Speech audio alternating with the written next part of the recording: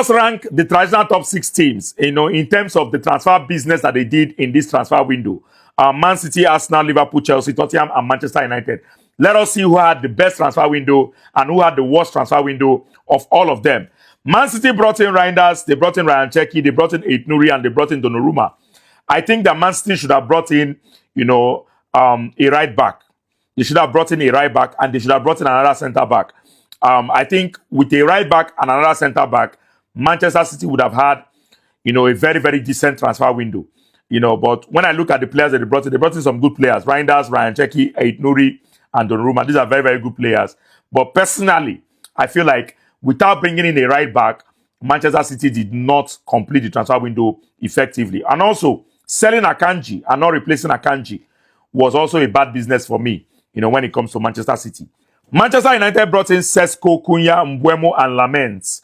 I think Manchester United needed to bring in a defensive midfielder. For the way that Ruben Amorim wants to play, a defensive midfielder who can run forward, run backward, who can cover up spaces was highly, highly needed. And Manchester United did not bring in a defensive midfielder. Not bringing in a defensive midfielder made Manchester United's transfer window not to be complete. Tottenham brought in Paleha, Kudus, Xavi Simons, and Kolo Muani in this transfer window. I think Tottenham had a very good transfer window. I think they covered up, most of the spaces that they were lacking in the team. And I think Tottenham is going to have a good season with the players that they brought in this transfer window.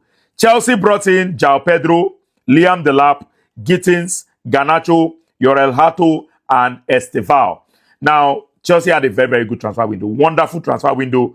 They brought in a lot of good players, and we've already seen how well some of these players can play. Liverpool brought in Mamadashvili, Leone, Isak, Florian Wirtz, Ekitike, Kekes, and Frimpong.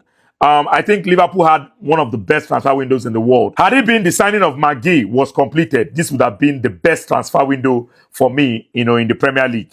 Arsenal brought in Mosquera, Hincapi, Norgard, Zubimendi, Eze, Gyökeres, Madueke, Kepa. Arsenal completed a wonderful transfer window. Arsenal, made sure that they covered all the spaces. They brought in a new goalkeeper.